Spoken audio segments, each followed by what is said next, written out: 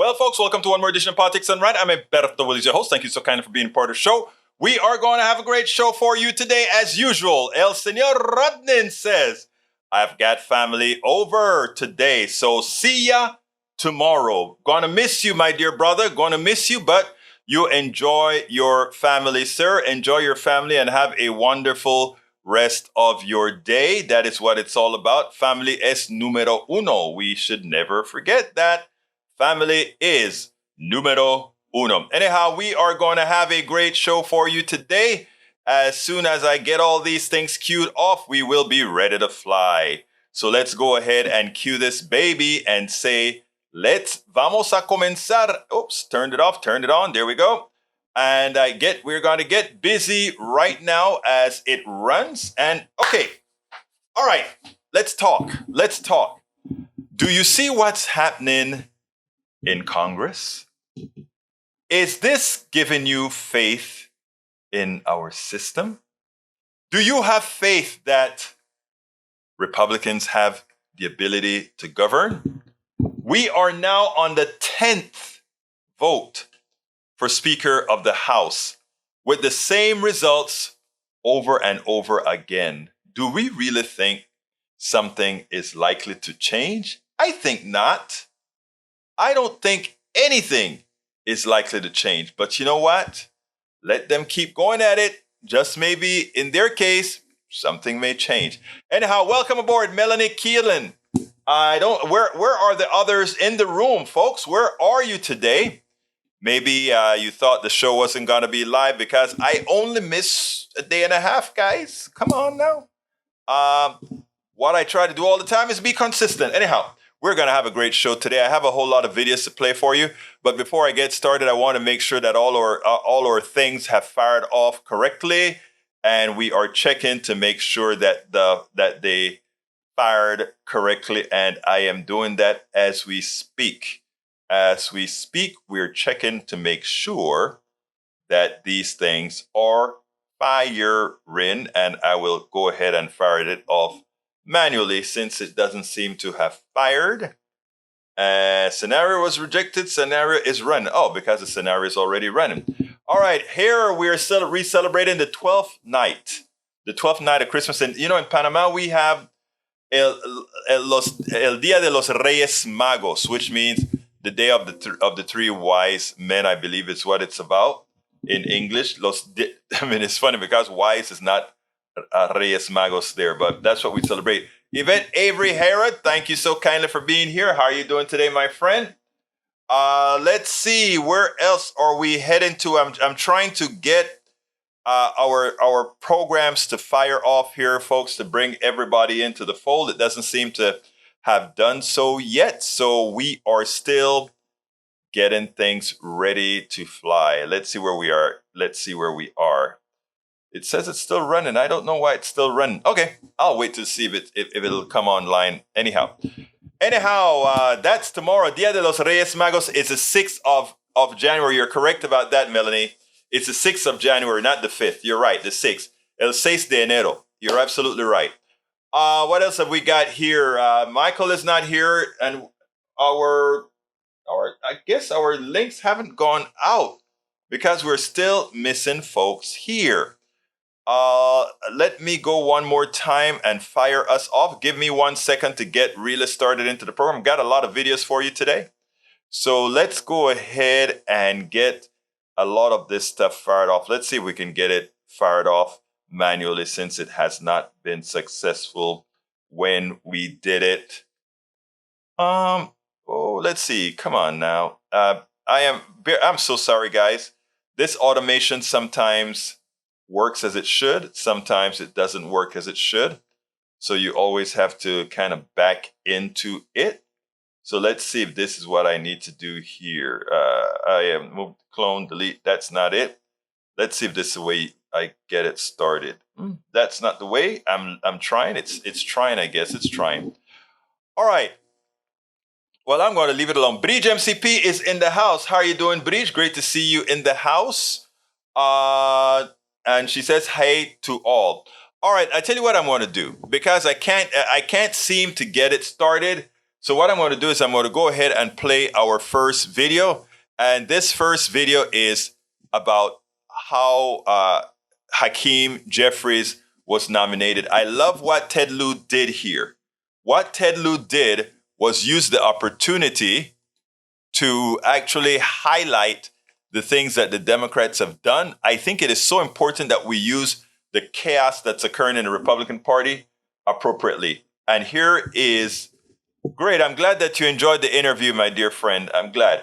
All right, so here is that first video, and we'll take it on the other side. Watch how this congressman nominated Hakeem Jeffries for the 9th time.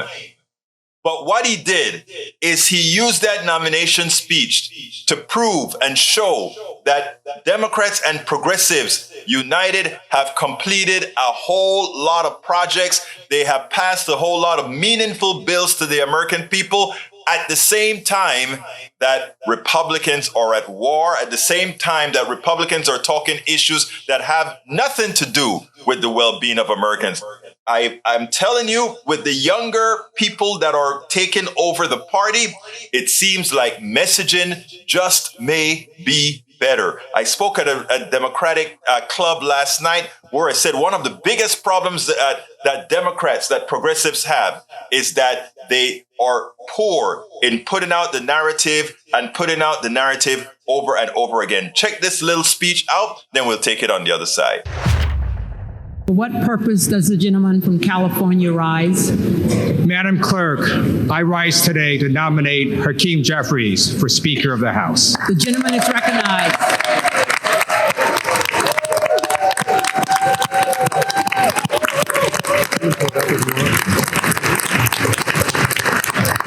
Vote after vote, Democrats stand united and ready to get to work on behalf of the American people under the leadership of Hakeem Jeffries. Vote after vote, nomination after nomination, Democrats are united. Just like we were united when we passed the American Rescue Plan to get our economy back on track. United when we passed the infrastructure law to rebuild America. United when we capped insulin at $35, passed historic gun safety legislation, and passed the PACT Act to help our nation's veterans.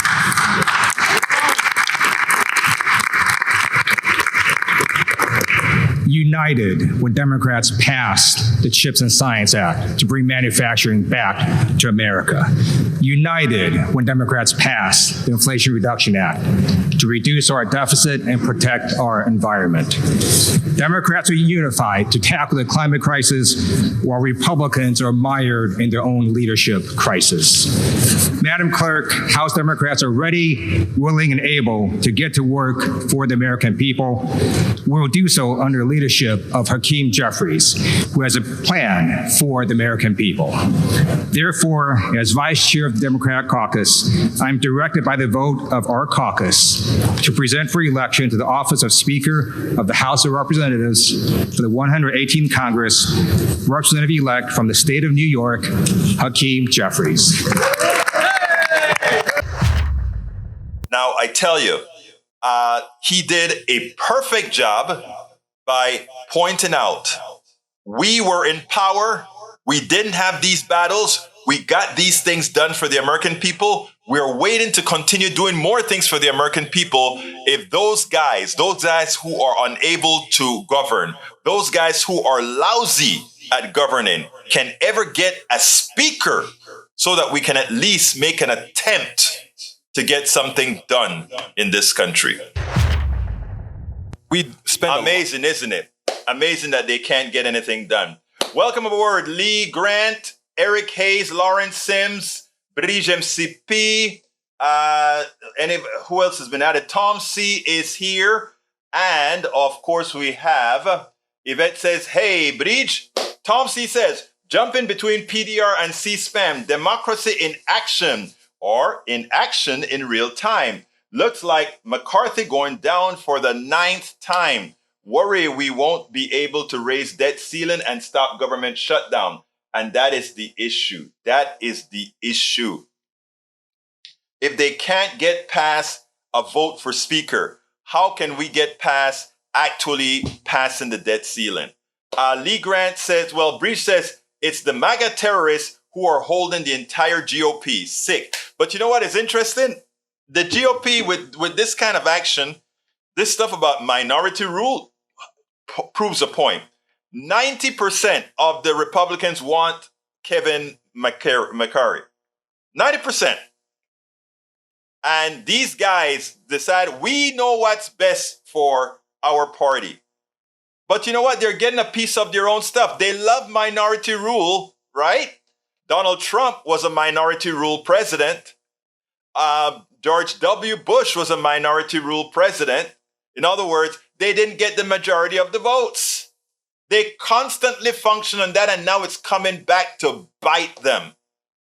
Because you know what? Those folks, those 20 says, well, you didn't complain that Donald Trump exerted a whole lot of power through 3 people on the Supreme Court, even though most Americans didn't agree with him, even though most Americans didn't want Donald Trump. He still appointed more Supreme Court justices than just about any president in the United States. Okay. So you love minority rule. Well, now minority rule is coming back to bite their butts because a small minority of Republicans are holding them hostage. Lee Grant says, Biden found the southern border, urged migrants not to make the journey to the land border. The president urged migrants not to make the journey to the land border. Do not just show up at the border. Stay where you are and apply legally from there, he said, promising that people who do will not be allowed to enter. Here's the deal that I have to say, and this is just me, okay? This is just me. Anybody who is able to get their feet, I mean, we protect our borders, but if you are so ingenious that you found a way to get to America, we want you. That tells me that you can do stuff. That tells me you're ingenious and you would make a great American. After all, the Pilgrims, Jonestown, all these folks came and put their feet on America and they found a way to stay and they stayed. So to my brethren from the South, to my brethren from anywhere else, we are going to try to protect our borders to make sure we keep some sort of order. But if you are ingenious enough to get here, by all means, I'm not going to try to deport you. All right, Eric Hayes says, this is why lowering bond is bad. I'm not going to get into the bond issue at all because you are wrong with your bond methodology. And I wish you would stop having tunnel vision and open up your brains. But he says, Egberto Willis, aren't most of the 20 holdouts part of the insurrection, as was McCarthy?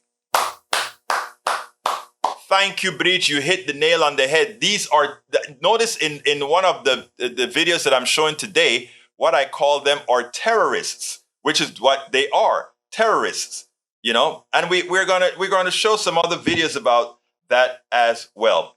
Anyhow, let's see what else we got here. Lee Grant says they're not that bad. They just hear a different drummer. I don't know about that. All right. Is the MAGA terrorists who are holding the entire GOP sick? Tom C.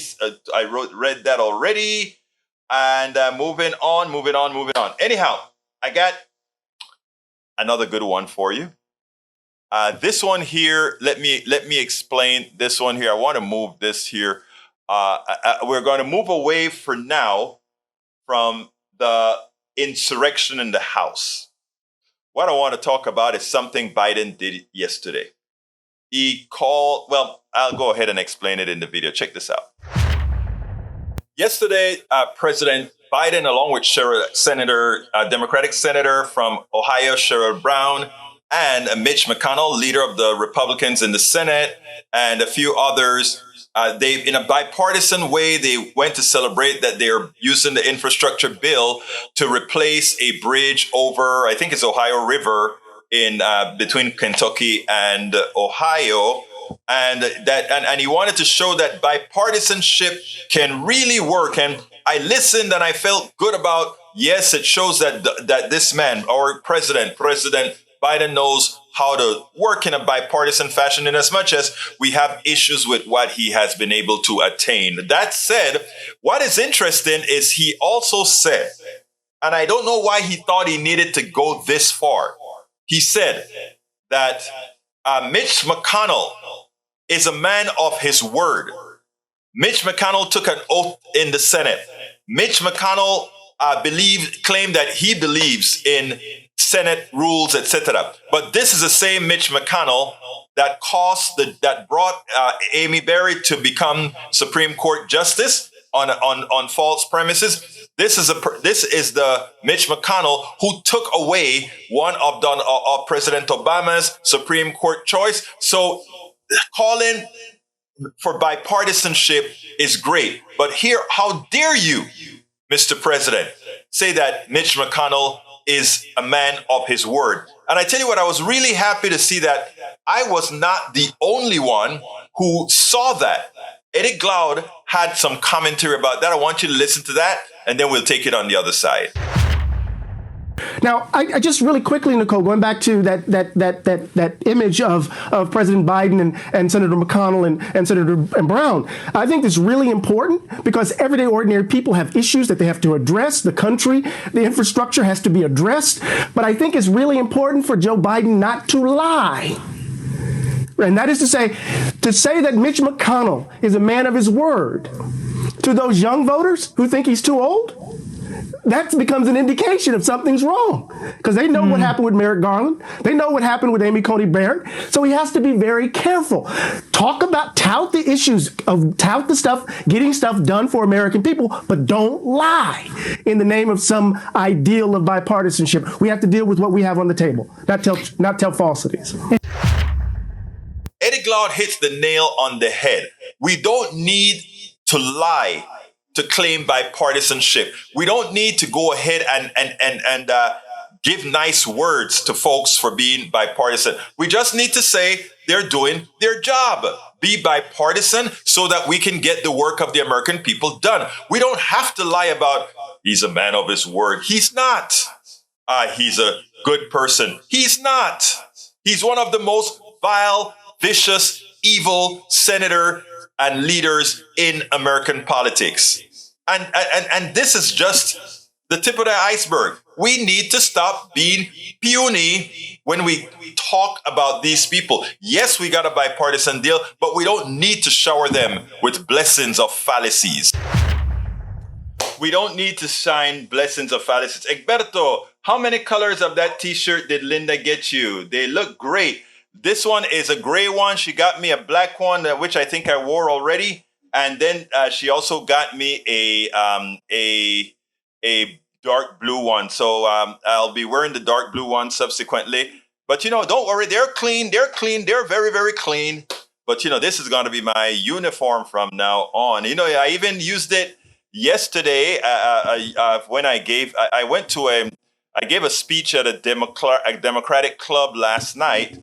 And, I'm going to clean it up and I'm going to play it at one of these on one of my shows here because it talks about how things that Democrats do, but I want to clean it up before I play it here. But thank you for liking it, Bridge. I'm going to get when I have enough, when I collect enough new folks getting it, I will be getting you one. I will be getting you one, whatever size you want, etc., etc., etc. But I got to get enough orders from the masses. And you got yours, girl. All right, let's see what else we got here. Let's see. We also have Eric Hayes says Biden. What else have we got? We got sweet left just. No, I'm not going to read that one, Eric. Come on, Eric. Let's stick to what we're talking about. Peggy Lopez says, "Hi all. When Clinton moved the Dems under ownership of Wall Street to combat the corporate money, the GOP, all politics became performative for the voters. Even this show is performance for voters." Peggy Lopez, lo pegaste en la pared. You hit it on the wall. You pasted it to the wall. All right? You're absolutely right. All right, let's continue. Those of you who are on on Facebook Live, please give me that like. I need some likes. Those of you who are on YouTube, please give us those likes as well. Make sure that we can keep moving on. In the house, just joined us on YouTube, is our one and only Roberto Davenport. Robert P. Davenport. How you doing, Robert? Great to have you here in the new year. Eric Hayes says, "Oh, how sweet left justice moves for the career criminals." Back again. What's wrong with you, my dear brother? Come on now. Come on. All right, those of you who are on Facebook, please click those like buttons to help us with the algorithm. And those of you that are on YouTube, please give us that thumbs up. All right, is it time for the other video? It's not time for the other video yet. So I'll continue reading whatever you guys have to put out here. But the fact is right now, it seems like David Page says thumbs up. Thank you, David Page, for being in the house and giving the thumbs up. We need some more. Come on, YouTube guys, throw those thumbs up. And our Facebook guys, give us those likes. I don't see too many likes on Facebook. In fact, give us those likes. We need those likes. We need those likes. That helps the algorithm tell people that, yes, you need to see this. All right, before I go to the other video, yesterday I was at the Democratic Club. And at the club, one of the women asked the president question. She said, "I don't talk to my family anymore because they are Trumpists." And one of the good things about it is when you have a congruent example, if you will, it makes a difference. And I explained to her that I do have relatives that are Trumpists as well. And I told her, never allow a politician to get involved between you and your family. Yes, your family may be, may be tough. They may be MAGA. They may be all of that, but they're your family. Try to keep the love there. And she says, "How do you do it? How do you keep the zen to do it?" And then I pointed out that words are just hot air, right? So no matter what somebody calls me, I've learned no longer to internalize those things. I've learned to actually just look at whenever people give me defective words, in other words, negative words towards me, defective words out of them, I assume justifiably that the defect is on them. I don't allow them to put their defect onto me. And in that state, one can keep an even keel.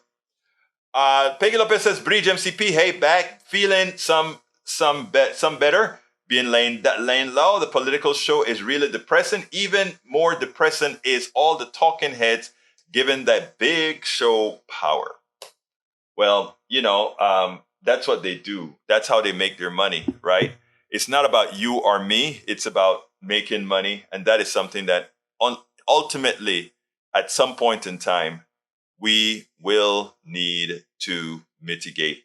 All right, folks, any more questions before we go into the next video?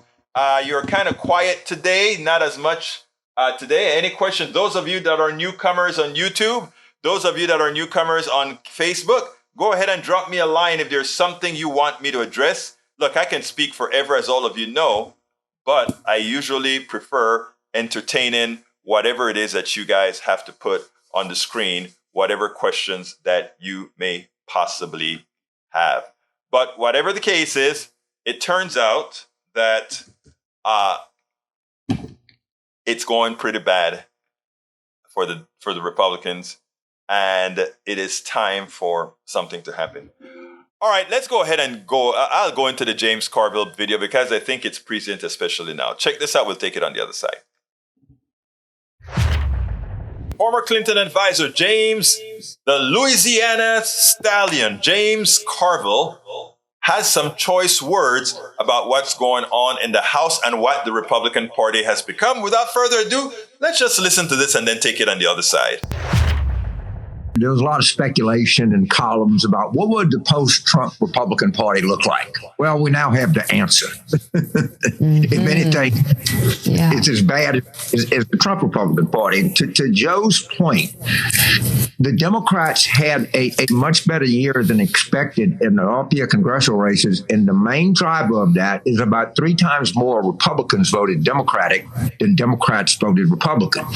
And independents broke for Democrats. I can't imagine that there's a single one of these people that didn't watch that yesterday and said, man, I'm glad I broke with my party and didn't vote for these clowns. And I think that goes right to the heart of the point. I mean, they look extreme. They look petty. I mean, they're putting on a show. I'll call it political porn. I mean, you can't take your eyes off of it. And it's going to go on and on. With this group of people now, they control the House. They've got the votes, not by much, but they've got the votes. Whatever happens with this speaker's race, what are the next couple of years going to look like? Inter-party fight. When the Democrats and Republicans, but we don't much like each other. Intra-party fights, they really hate each other. And the residual effects of this, then and they're not going to go away like somebody and say, well, it's all over now. All right, gang, let's go back to work and get a cut in capital gains. No, it's not going to work like this. The people that were for McCarthy, can't believe that they're watching. I don't call them whatever you want to call them, insurgents or I'll call them idiots, but they're not going to live and let live. And the other people are not going to live and let live. This is going to be, I think, a pretty difficult breach to repair going forward over a reasonable time. But these inter-party fights, that's where it really gets ugly. It's like a theology fight inside of a church. You're not as angry as people at other churches as you are, James, for people inside your own church. Like I say, it's not like you take a hard lick and you get up and you dust yourself off and you go back in the huddle. It's not going to work like that. No. And this is, I do something that most people that watch your show don't do. I watch Fox from time to time, and the Sean Hannity Tucker Carlson take on this is 180 degrees different. And it's just kind of interesting I look around the computer and to see what the right is saying, and it's kind of fun actually. So and we were never the different party that when we saw Congressman Aguilar up there, everybody cheering and everybody on the same team. It was kind of refreshing to see. Was one party seems to be interested in governing, the other party seems to be interested in grievances.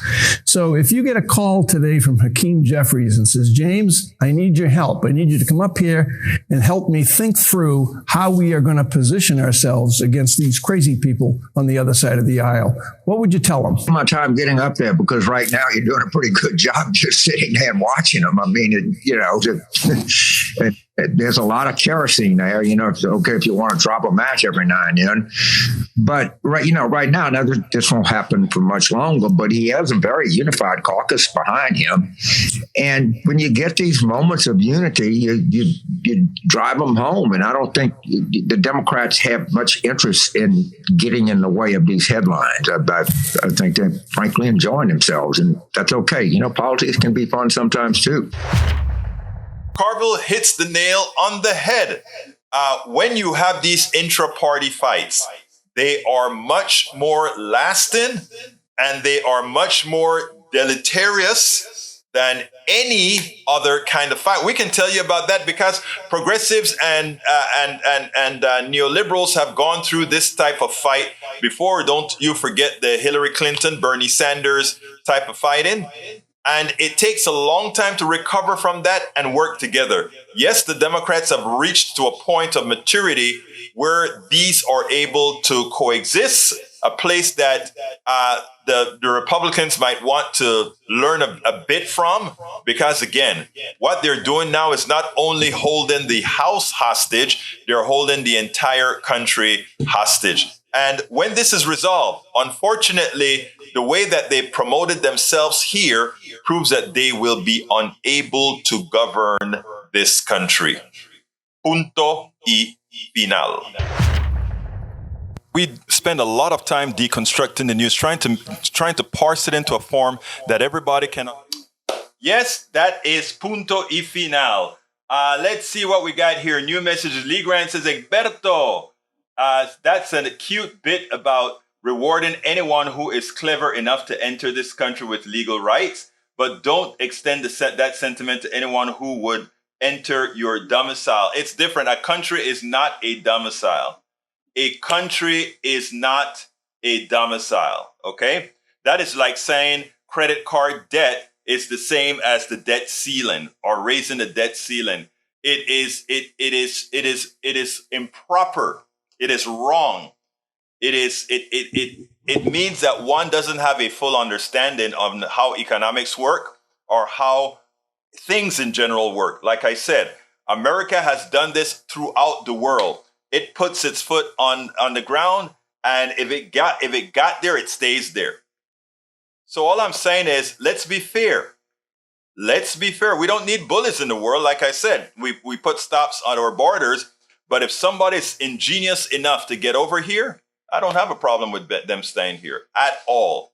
Now, that's not That's not Democratic policy. That is Egberto's policy. All right. Debt is freaking debt. Open your fiscal eyes. Again, that you can't understand that sovereign debt has nothing to do with credit card debt shows a lack of understanding of economics. Debt is not debt. Debt is absolutely not debt. All debts are definitely not equal. And the problem is you were misinformed, ill-informed, disinformed to believe that crap. That is a fallacy that hurts the poor and the middle class. The wealthy do not live by that kind of crap. And in fact, they build their wealth on debt. That is why Donald Trump can give the impression that he's a billionaire on debt. Okay? So Eric, my dear brother, you do not know what you're talking about. And instead of coming back, my brother, and continuing to show that you are very ignorant on economics, I am surprised given that you're an accountant. Love you, brother. But by harping on the same thing over and over, it shows a complete lack of understanding of basic economics, economics 101.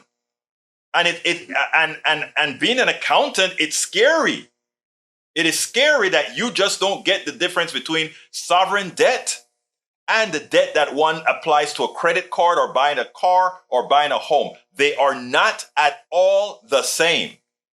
Tom C says, Peggy Lopez, not sure we can trust McCarthy for anything he promises. That is true. Eric Hayes says, debt is freaking debt. Open your eyes. That's not true. Again, fallacy. Tom C says, why not have a handful of Dems make a deal with McCarthy? We will vote for you if you agree to certain terms, including raising debt ceiling and working on immigration reform with DACA citizenship. Get it in writing. Get it in writing. And then it's okay. Alistair Waters is in the house. How you doing, Alistair Waters? Political porn, best description of the show in the house. It is political porn. I agree with you 100%. All right, let's see. Daniel Liddell says, LOL, does nobody else see the insanity of an immigration policy based on ingenuity? Oh, and let's make it so. Actual ingenuity is needed to make it into this country. You know, you are of the false belief that everybody around the world wants to come to America.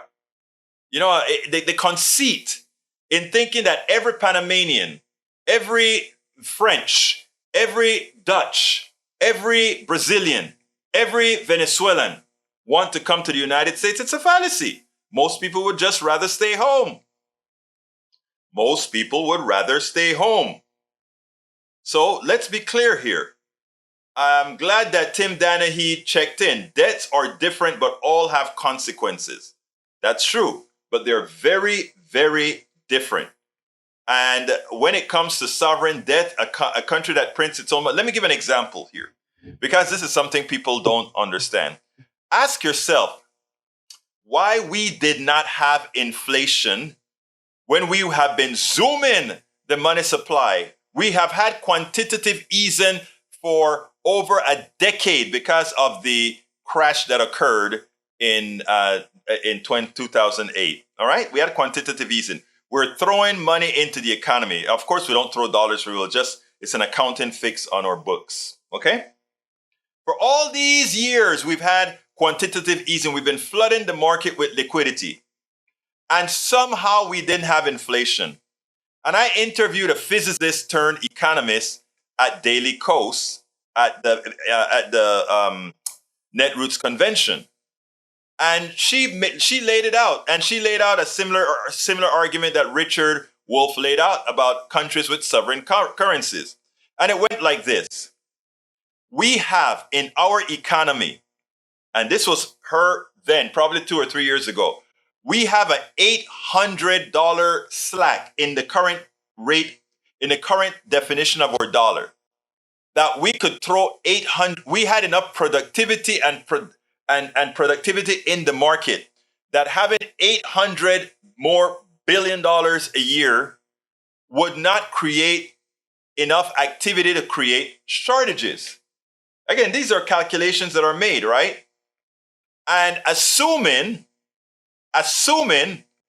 that all else is equal, meaning you don't have corporations who have unfettered access to raise prices, meaning they have ultimate pricing power, then we could actually open up our economy that much more. Things like healthcare for all these things. If we get rid of the Medicare budget and added it into the slack that we had, we could have Medicare for all for just a slight increase in taxes on the wealthy.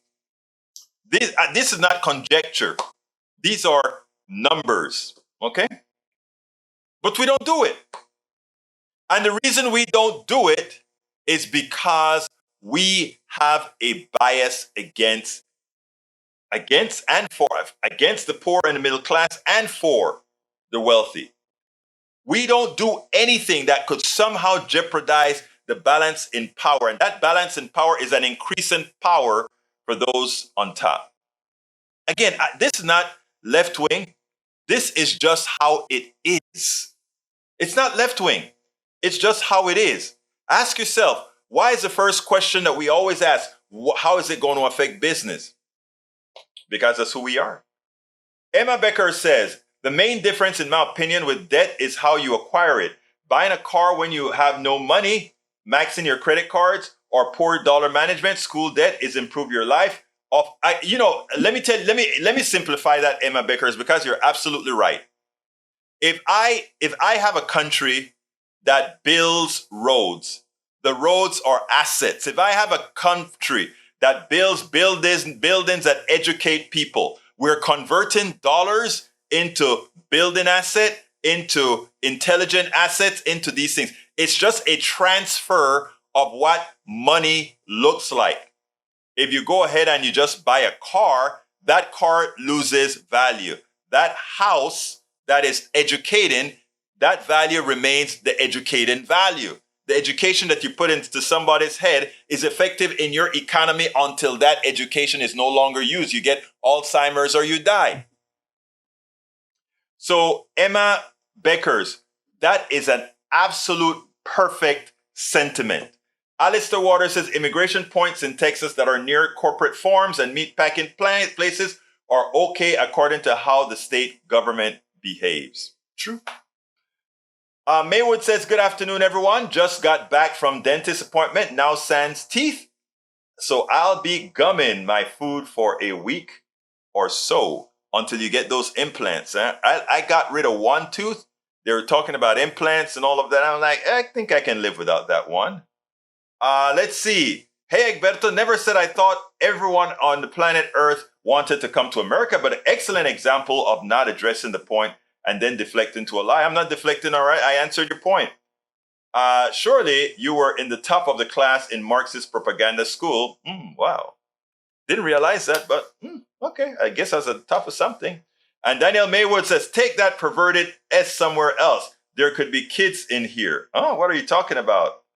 What are you talking about? I don't know what you're talking about, but anyhow. We got another video for you, and I think this one is going to, well, Tim Danahy says, we cannot isolate poverty to a specific administration. If national poverty is being equated to national debt, then other administration besides Obama would be far more responsible for poverty. I don't see any disagreement there. I mean, in fact, I get a lot of people upset when I point out that our welfare system was one of the responsible factors in the demise of the black family because of the way it was constructed. And this was done under Democratic administration. I'm an equal opportunity offender. When it comes to poverty, however, we have poverty by design, corporate design poverty. I know it's not easy for any people to want to accept that, right? But there's a reason why we have things like we have to have a steady state unemployment. That is so that we'll have a constant flow of employees to corporations, etc., without pricing power. And when I say pricing power, I mean without the ability to demand wages. So if we got to what's called full employment, at any time we get to 3% employment, you hear people on Wall Street going crazy. Oh no, it's going to increase wages, which causes inflation. Wait a minute. So are you saying that by design, we are dependent on having low wages to keep inflation down? And those are the concepts that people don't get. If you are dependent on an economic system that depends on wages being low, that's a failed economic system. If you're dependent on an economic system that behaves better if there's a fixed amount of unemployment, that's a failed economic system. Tim Donaghy says if the increase in debt is less than the increase in GDP, then the national balance sheet is solid. Save the need alternative measures than GDP save the need alternative measures than GDP for another day. Yesterday, I want to talk about that GDP number, Tim, because yesterday, I'm going to try to pull that up right now. Susan Young, one of our board of directors, she sent me an article, and I think the reason she sent to me is because these are the kinds of things that I talk about, the way we measure things, or the way we've been indoctrinated into measuring things. We don't take a lot into account. It's an article in Wired. It's titled, "Sorry, GDP, there are other ways to measure a nation's worth. A country's real wealth lies in its equality, environment, and happiness." On June 3rd, this was 2022, as the United Nations member gathered to celebrate the 50th World Environment Day, Secretary General Antonio Gutierrez said it was time to eschew using gross domestic product as a measure of economic strength, as it rewards pollution and waste. Let us not forget that when we destroy a forest, we're creating GDP, he said. GDP is not the way to measure richness in present situations of the world. Instead, we must shift a circular and regenerative economy. Talk of replacing GDP as a performance indicator is not new. This economic measure, which is defined as the total market value of goods and services produced within a country, was developed in 1934 by economist Simon Kuznets as a wartime metric designed to help governments figure out how to pay for tanks and fighter jets. It was never intended to be a measure of societal welfare. Economists like Diane Coyle, Amartya Senator, and Joseph Stiglitz have dismissed it as an antiquated and reckless as it ignores the societal welfare dimensions like inequality and clean air. Amid the perfect storm of food and energy crisis in 2023, politicians worldwide will finally start adopting alternative economic indicators. For instance, China has long espoused the so-called ecological civilization, setting explicit targets for nature and resource use. In July 2022, its Politburo surprised the world when it did not mention the growth target in a statement after its quarterly economic meeting, China Daily, as official mouthpiece of the government. So the idea is as follows. And let me give it a good example. GDP in the form of, let's give an example here. Let's talk about building prosthesis. This is one I used on the program yesterday. Building prosthesis. A prosthesis in the United States that was made in India goes for $2,000, let's say. That adds $2,000 to our GDP. That same prosthesis in India sells for $200 US. That adds $200 US to the Indian GDP. getting healthcare in America costs a hell of a lot more than it costs in India. All right. And I'm talking, this is just an exercise in numbers. So that's what I'm trying to show. So we would tend to believe like the GDP of America is through the roof. But the truth is, all these things are higher in America. That same thing goes for more. The same service to implant that prosthesis goes for a lot more. So America is a rich country where the GDP is exploded on all inflated values. You go to a place like India where all these things are 1/10 the price, and their GDP doesn't seem as high as the United States. And which is one of the reasons why they say do not use these fixed things that are not interoperable as the source or as the measurement criteria. Because again, if we're trying to compare apples to apples now, if we want to use it in the United States by itself as an isolate, that is perfect. But once we expand it as using it as comparison to, let's say, Canada, in Canada, look at what happens, right? You get healthcare, as my friend says, you take a card, they don't even think money. Their primary care takes care of business, makes care that you go and see the persons that's going to keep you live. All right, continuing the conversation. Alistair Waters says, who's coming to ask Egberto tomorrow? I am. Actually, it's not tomorrow, it's Saturday. Daniel Edo says, a country's worth is measured in its ability to defend its borders, resources, and interests. Any other measure is smoke. Really? Let's say, I guess if Yellowstone explode, let's see how great we are. Right? Tom C says 9th vote for House Speaker. McCarthy is still 18 votes short of the 218. Oh, so he gained 2 votes? No, still 20. 18. You're right, 18 votes. 21 votes against. All right. Davenport says bad business people need rules that allow them to ensure employees in low paying jobs. Robert Davenport, I just read that. Paying jobs, profits without underpaying their workforce. I got that. Good business people make profits without underpaying their workforce. That's an important statement.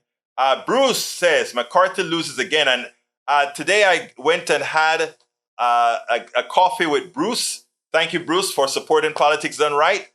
We had a great substantive talk on a whole lot of issues like I enjoy having with all of you.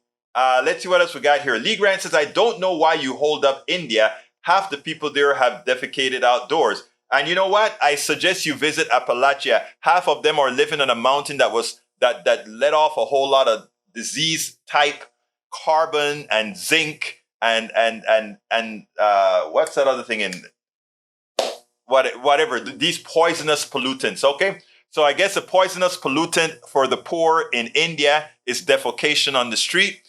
In Appalachia, you know what they have? All those heavy metals that the corporations have allowed to go into their streams and pollute them. Okay? 6 of one, half dozen of the other. Before you point your finger, remember there are several others pointing back at you. Remember that. My daughter went to Appalachia and she couldn't believe that this was America.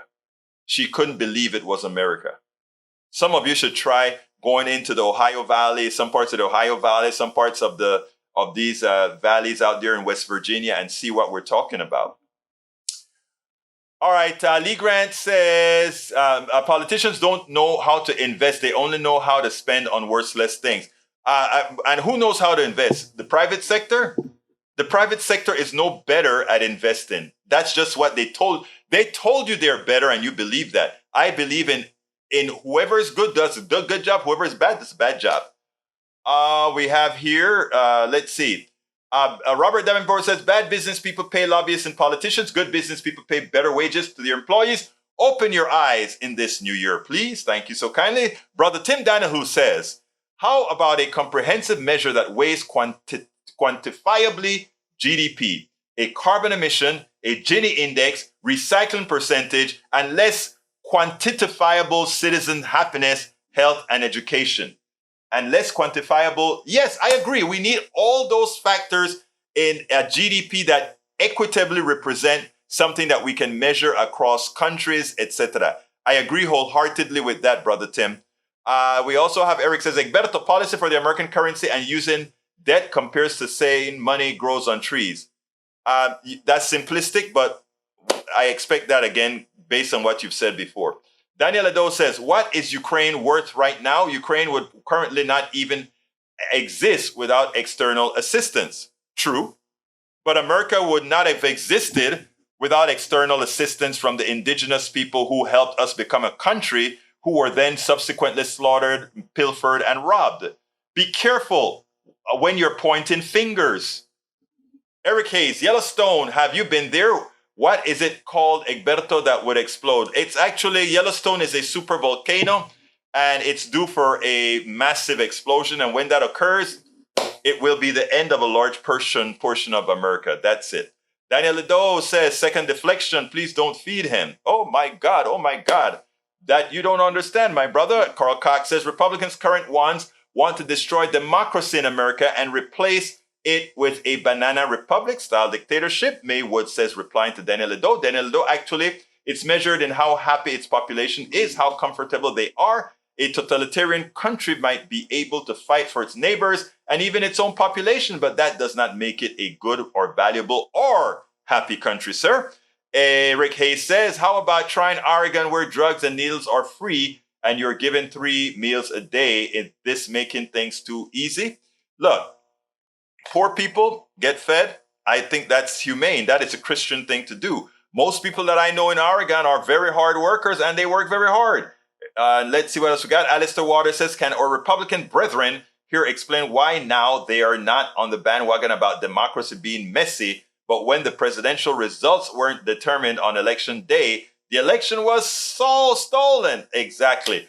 Shakula hairstylist, how are you doing today, my friend? The French ballot, but the French bailed the U.S. in the 1700s. I mean, look, it all adds up.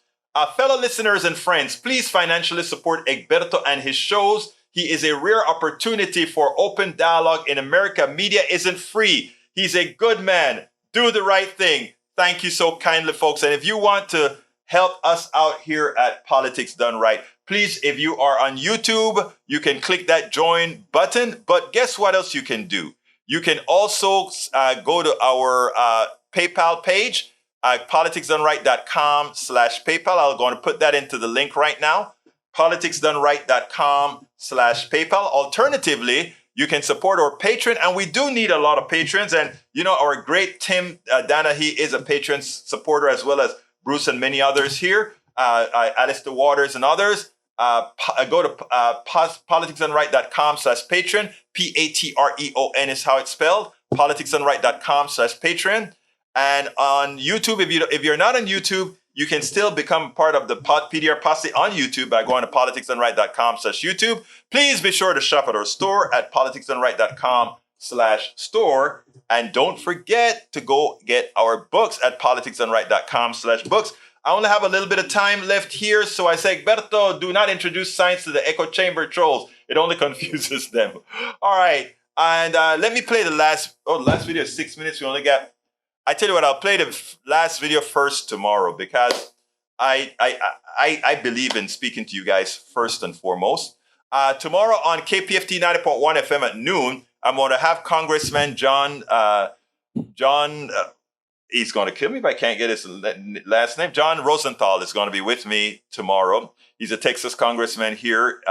We're going to be talking a whole lot of issues. So check it out at noon if you're able to. And then at 3 o'clock, of course, we'll have another brand new show. We are going to, let's see what else. Mike Cisak says, Bernie Sanders praised Chavez in Venezuela when he instituted socialist policies and had the state take over industries.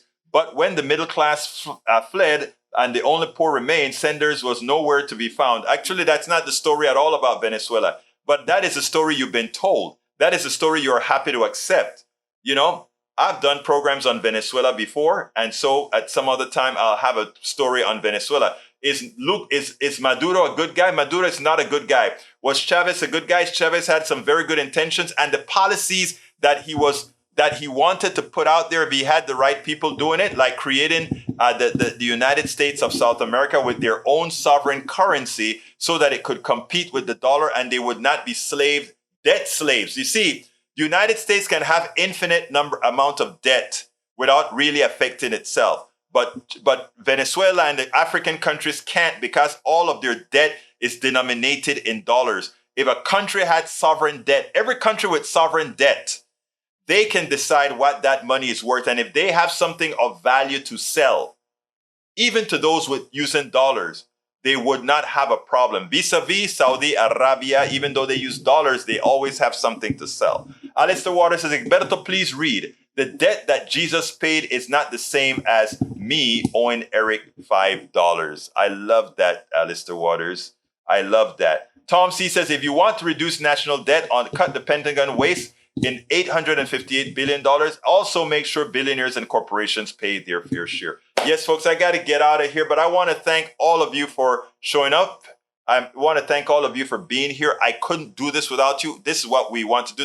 I'm going to go ahead and put out the speech as well that I did for the Democratic Club recently when I clean it up some, take a few things out that I don't want in there and bring it to the fold. Anyhow, my name is Egberto Willies. This is Politics Done Right. And you guys know how I end this baby. I am what? Out. We spend a lot of time deconstructing the news, trying to parse it into a form that everybody can understand. We try to find those little nitpicks where it flies above the fray, etc.